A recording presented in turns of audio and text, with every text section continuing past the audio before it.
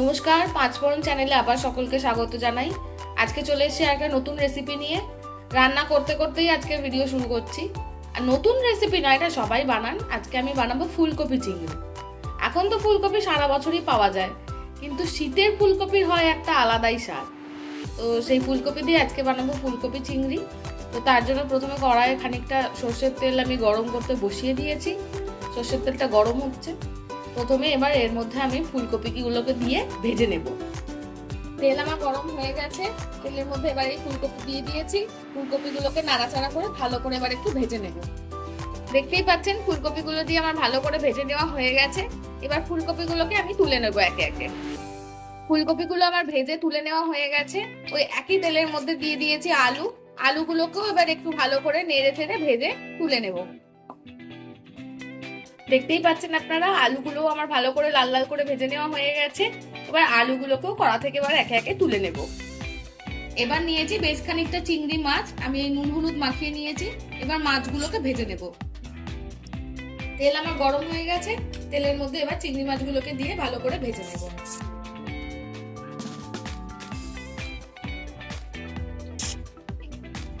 ভাজা হয়ে গেছে, এবার আমি এগুলোকে একে একে তুলে নেব। চিংড়ি মাছ ভাজার সময় একটা জিনিস খেয়াল রাখবেন, চিংড়ি মাছ খুব একটা বেশি ভাজবেন না, ভাজলে শক্ত হয়ে যায়।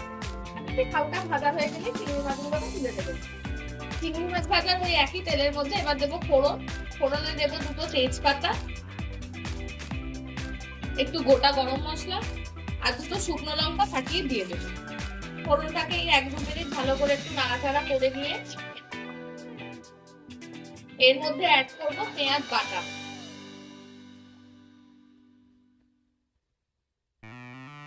পেঁয়াজ বাটাটাকে দিয়ে নেড়ে চেড়ে ভালো করে ভেজে নেব।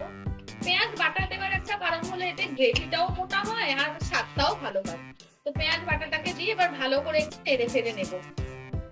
পেঁয়াজ বাটাটা দিয়ে ভালো করে নাড়াচাড়া করা হয়ে গেছে। এবার আমি এর মধ্যে অ্যাড করবো বেশ খানিকটা রসুন। এই যে রসুনটাকে আমি এর মধ্যে অ্যাড করে দেবো। রসুনটা দিয়েও ভালো করে নাড়াচাড়া করবো। এই রান্নায় আমি আদা ব্যবহার করছি না, আপনারা চাইলে অল্প একটু আদা ব্যবহার করতে পারেন। রসুনের কাঁচা গন্ধটা যাতে চলে যায়, পেঁয়াজের সাথে ভালো করে রসুনটাকেও ভেজে নেব। পেঁয়াজের সাথে রসুনটাকে দিয়ে আমার ভালো করে ভাজা হয়ে গেছে। এবার এর মধ্যে অ্যাড করবো টুকরো করে রাখা টমেটো গুলোকে। টমেটো গুলোকে দিয়ে ভালো করে ভেজে নেব। টমেটোগুলো যাতে গলে যায়, এই টাইমে এর মধ্যে অ্যাড করে দেবো পরিমাণ মতো নুন।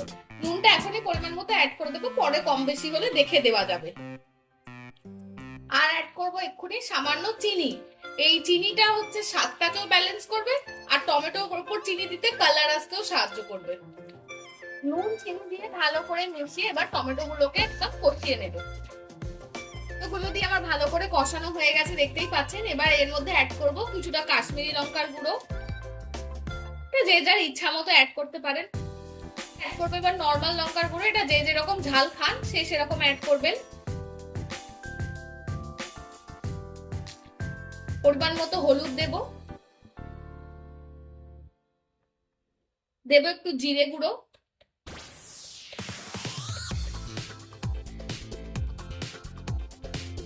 আর দেব সামান্য একটু ধনে গুঁড়ো।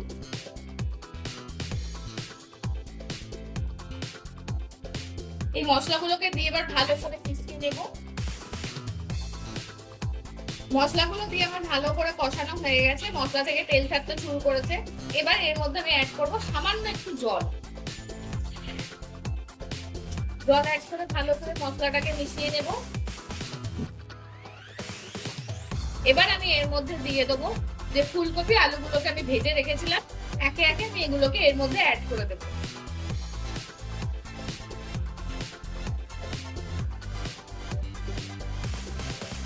ফুলকপি আলুর বেশ খানিকটা তেল এখানে ছিল, এই তেলটাকেও ভালো করে এর মধ্যে অ্যাড করে দেবো।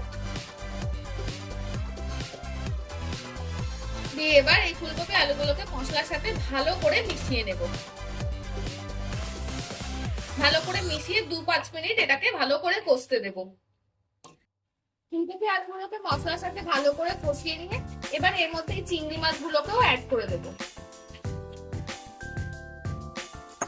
চিংড়ি ভালো করে মশলার সাথে মিশিয়ে নেব। কিছু দিয়ে আমার ভালো করে কষানো হয়ে গেছে। এবার এর মধ্যে জল অ্যাড করে এটাকে কিছুক্ষণ ঢাকা চাপা দিয়ে ফুটতে দেবো। জল এর মধ্যে অ্যাড করলাম, এটা যে যেমন গ্রেভি বানাবেন সে সেরকম জল এর মধ্যে অ্যাড করবে। জল অ্যাড করে দিলাম, এবার এটাকে ভালো করে ফুটতে দেবো। দেখতেই পাচ্ছ আমার ফুলকপি চিংড়ি একদম গ্রেভি ফুটে গামাখা গামাখা হয়ে গেছে, আলু ফুলকপি এগুলো সেদ্ধ হয়ে গেছে। এবার এর মধ্যে অ্যাড করব বেশ খানিকটা গরম মশলার গুঁড়ো।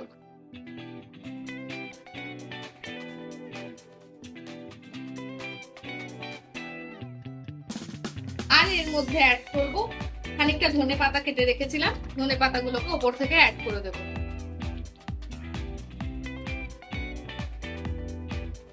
সবকিছু দিয়ে ভালো করে এবার এটাকে মিশিয়ে নেব।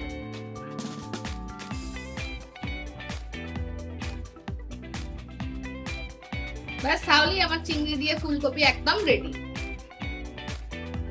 গরমা গরম ফুলকপি চিংড়ি আমার একদম রেডি।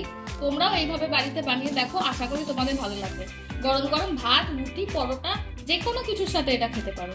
কমেন্টসে অবশ্যই জানিও কেমন হলো। আর প্লিজ ভিডিওটাতে একটু শেয়ার করো, লাইক করো, আর চ্যানেলটাকে একটু সাবস্ক্রাইব করো। আমাদের পাশে থেকো, সাথে থেকো নতুন নতুন রেসিপি পেতে।